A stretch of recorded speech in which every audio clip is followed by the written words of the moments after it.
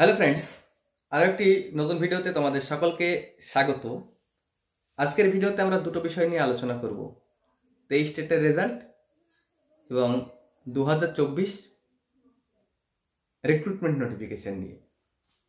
তোমরা অনেকেই রিকোয়েস্ট করছো, দাদা ইন্টারভিউ নোটিফিকেশন কবে আসবে সে নিয়ে একটা ভিডিও আপলোড করো, এবং যারা 23 স্টেট দিয়েছো তারাও বলছো যে 23 স্টেটের রেজাল্ট কবে হতে পারে দাদা, একটুখানি যদি একটু আলোচনা করো তাহলে খুব ভালো হতো। তো এটা আমরা শুধুমাত্র আলোচনায় করতে পারি, তার বেশি তো আমরা টেটের রেজাল্ট বের করতে পারি না বা নোটিফিকেশন নিয়ে আসতে আমরা নিজেরা পারি না। তো একটু আলোচনা করছি, আলোচনাটা একটু গুরুত্ব সহকারে তোমরা প্রথম থেকে শেষ পর্যন্ত শোনো এবং দেখো। আর ভিডিওটা ভালো লাগলে অবশ্যই একটা লাইক করে দিও, আর যারা নতুন তারা চ্যানেলে অবশ্যই সাবস্ক্রাইব করে দিও। তো চলো আমরা মূল ভিডিওতে প্রবেশ করি।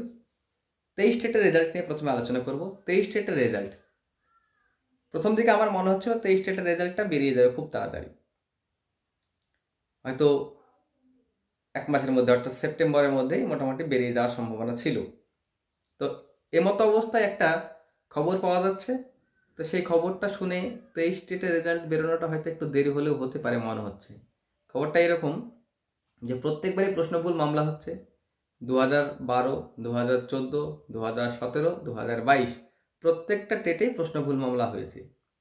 তো পরবর্তীতে যাতে আর প্রশ্নভুল নিয়ে কোনো রকম সমস্যা না হয়, বিশেষ করে 23 স্টেটের রেজাল্টের ক্ষেত্রে সেটা একটু দৃষ্টি আকর্ষণ করছে পর্ষদ। তার জন্য আমাদের রাজ্য তথা অন্য রাজ্যেও এই প্রশ্নগুলোকে পাঠানো হয়েছে সঠিক উত্তর নির্বাচনের জন্য। তো সেখান থেকে এখনো কোনো রকম রেসপন্স আসেনি, এটাই পর্ষদ সূত্রে খবর। তার জন্য তারা রেজাল্ট পাবলিশ করতে পারছে না। তার মানে এখনো আসেনি, তার ফাইনাল অ্যান্সার কি দেবে, পরবর্তীতে রেজাল্ট দেবে। তার মানে এখনো প্রক্রিয়াটা অনেকটাই দেরি হলেও হতে পারে। তার মানে 23 স্টেটের রেজাল্টটা একটু দেরি হলেও হতে পারে, এটা মনে হচ্ছে আপাতত এই অবস্থায়। এইবারে 2024 ইন্টারভিউ নোটিফিকেশন, তোমাদেরকে এর আগের ভিডিওতে বলেছিলাম ম্যাক্সিমাম 2024 31শে ডিসেম্বরের আগে পর্যন্ত তোমাদের টাইম দিয়েছিলাম ইন্টারভিউ নোটিফিকেশন আসতে পারে। সেই টাইমটা আমি ওই রকমই রাখছি, তবে পুজোর আগে পরে কিন্তু ইন্টারভিউ নোটিফিকেশান চলে আসতে পারে, এই সম্ভাবনাটা এই মুহূর্তে প্রবল দেখা যাচ্ছে। অনেকেই আমাকে বলছো, ফোন করে বলছো, দাদা ভ্যাকান্সি কেমন আসতে পারে, তোমাদের কাছে নাকি খবর আছে 25,000 ভ্যাকান্সি আসতে পারে। অনেকেই বলছো যে 30,000 আসতে পারে। এরকম তোমরা বিভিন্ন দিন বিভিন্নভাবে আমাকে ফোন করে বলছো। এখন বিষয় হলো 25,000 বা 30,000 ভ্যাকান্সি আসবে কিনা সেটা নিয়ে আলোচনা করছি না। প্রথমে ইন্টারভিউ নোটিফিকেশান খুব তাড়াতাড়ি আসছে এটা মোটামুটি বলা যেতে পারে। আমরা দেখেছি আগের যে রিক্রুটমেন্ট, অর্থাৎ 2017 টেট থেকে 2022 যে রিক্রুটমেন্ট, সেই রিক্রুটমেন্টে 9,533 প্যানেলের যে কাউন্সিলিং প্রক্রিয়া প্রায় শেষের দিকে, শুধুমাত্র 5% অ্যাডিশনাল যে প্যানেলের কাউন্সিলিং সেটাই বাদ আছে। তো সেটা তো মিনিমাম লাস্ট কাউন্সিলিং, যেটা মূল প্যানেলের লাস্ট কাউন্সিলিং হয়েছিল কয় তারিখে, 22 তারিখে।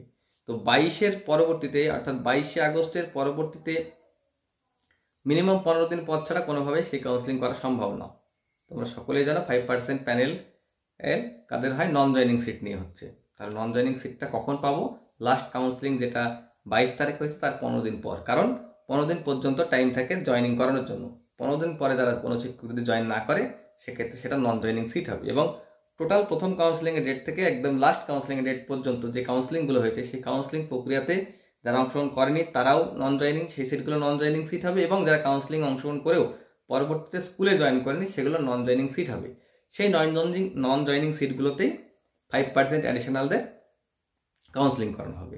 সেক্ষেত্রে 5% অ্যাডিশনালের এই মুহূর্তে যা খবর, প্রত্যেকেরই চাকরি হচ্ছে বা প্রত্যেকেই চাকরি পেয়ে যাচ্ছে।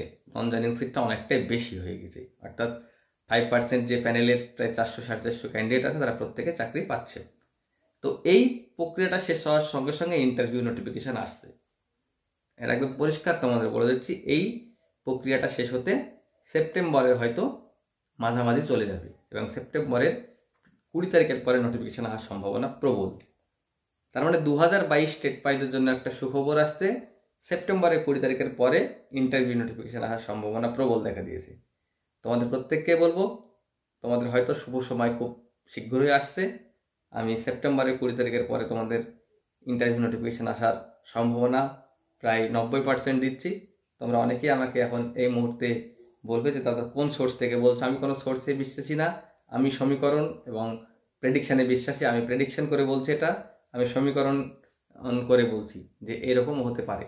হ্যাঁ, আর একটা বিষয় বলি, তোমরা অনেকেই বলবে যে না দাদা এই নোটিফিকেশানটা এখন আসবে না, 25-এর মাঝামাঝির দিকে আসবে এবং এই নোটিফিকেশান থেকে টেনে নিয়ে গিয়ে 26-এর যে ইলেকশন আছে বিধানসভা, সেই ইলেকশনকে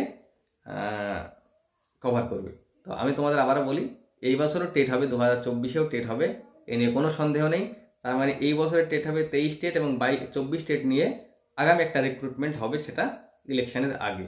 এই 22 স্টেটের রিক্রুটমেন্ট যেটা হবে সেটা একটা ঐতিহাসিক রিক্রুটমেন্ট হতে যাচ্ছে ব্রাত্য বসুর কথা মতো। তো আমাদেরও পরিসংখ্যান সমীকরণ কিন্তু তাই বলছে, একটা ঐতিহাসিক, যদি 25,000 ভ্যাকান্সি দিয়ে নিয়োগ হয় সেটা কিন্তু ঐতিহাসিক নিয়োগই হবে, প্রায় প্রত্যেকের চাকরি পাওয়ার সম্ভাবনা আছে। এই মুহূর্তে আমাদের 2022 স্টেট পাস বা আগের যেগুলো চাকরি পায়নি সেই সমস্ত পরিসংখ্যান হিসাব করলে প্রায় 25,000 সামথিং কিন্তু ক্যান্ডিডেট আছে, এবং 25,000 ভ্যাকান্সি যদি হয় সেক্ষেত্রে সমস্ত ক্যান্ডিডেট টেট পাস চাকরি পেয়ে যাচ্ছে। এমনকি 20,000 ভ্যাকান্সি দিলেও সমস্ত ক্যান্ডিডেট চাকরি পেয়ে যাবে।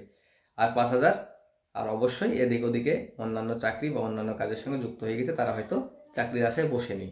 তো 20,000 ভ্যাকান্সি দিলেও তোমরা প্রত্যেকে চাকরি পাচ্ছ, 25,000 দিলে তো কোনো সমস্যাই নেই। এক্ষেত্রে তোমাদেরকে প্রত্যেককে বলবো, এখন ইন্টারভিউ নোটিফিকেশান আসার আশায় বসে না থেকে তোমরা স্টাডি শুরু করে দাও, ডেমো প্র্যাকটিস করো। তোমাদের জন্য সুখবর খুব তাড়াতাড়ি আসছে। 20 সেপ্টেম্বর এর পরবর্তীতে একটা ভালো খবর আসার সম্ভাবনা আমাদের কাছে আছে। আর একটা কথা বলবো তোমাদের, যারা 23 স্টেট দিয়েছো তারা এই রিক্রুটমেন্ট অংশগ্রহণ করতে পারবে কি পারবে না সেই বিষয়ে আমি এই মুহূর্তে কিছু বলছি না, তবে তাদের চান্স কিন্তু 50-50। রেজাল্ট বেরিয়ে যেতেও পারে, আবার রেজাল্ট না বের করতে পারে, সেটা পর্ষদের উপরে ডিপেন্ড করছে। তো এই মতো অবস্থায় 23 স্টেটদেরও বলবো তোমরা ইন্টারভিউ প্রিপারেশান নাও, কারণ তোমাদেরও এই হয়তো নিয়ে নিতে পারে এবং 24 স্টেট থেকে পরবর্তীতে 26-এ রিক্রুটমেন্ট করতে পারে। আর তোমরা যেটা বলছো যে 26-এ টেনে নিয়ে যাবে না, তার লজিকটা আমি একটুখানি তোমাদের বলি। কারণ সরকারের এই মতো অবস্থা কিন্তু খুবই খারাপ অবস্থা, চারিদিকে যেভাবে স্টুডেন্ট আন্দোলন থেকে শুরু করে বিভিন্ন বিরোধী দলের আন্দোলন, এবং এই যে আমাদের রিসেন্ট যে মর্মান্তিক ঘটনা ঘটে গেল তার বিরুদ্ধে যে রাজ্য জুড়ে আন্দোলন চলছে, সেই আন্দোলনকে একটু স্থিমিত করতে হলে একটা বড় নিয়োগ অবশ্যই দরকার, দৃষ্টি আকর্ষণ করানোর দরকার, এবং তাদের কিন্তু একটা ভালো কোনো দৃষ্টান্ত রেখে এই আন্দোলনকে স্থিতিশীল করার প্রয়োজনীয়তা আছে বলে তারা মনে করে। তো সেক্ষেত্রে অবশ্যই একটাই সুযোগ আছে, সেটা হচ্ছে প্রাইমারি রিক্রুটমেন্ট করা। তাছাড়া অন্য কোনো রিক্রুটমেন্ট এই মুহূর্তে করা সম্ভব না, কারণ তোমরা সকলেই জানো সুপ্রিম কোর্টে এসএসসি নিয়ে কেস আছে, শুধুমাত্র প্রাইমারিতেই এখন শুধু নিয়োগ করার সম্ভাবনা থাকছে, বা নিয়োগ করলেও করতে পারবে, যেহেতু প্রাইমারিতে একটা 25,000 টেট পাস অলরেডি হয়ে আছে, সেখানে ইন্টারভিউ নিলেই একটা নিয়োগ দেওয়া সম্ভব। তো সেখান থেকে অবশ্যই প্রাইমারি ছাড়া আর সরকারের কোনো রকম উপায় নেই কোনো নিয়োগ করার। তো সেক্ষেত্রে প্রাইমারি এবং ডাব্লিউপি ছাড়া আর কোনো কিছু রাস্তা দেখা যাচ্ছে না। তো এই দুটো প্রক্রিয়ায় নিয়োগ করলে, এই দুটো রিক্রুটমেন্ট করলে সরকার কিন্তু আবার স্থিতিশীল জায়গায় আসবে, সরকার চাইবে এই দুটো রিক্রুটমেন্ট করতে।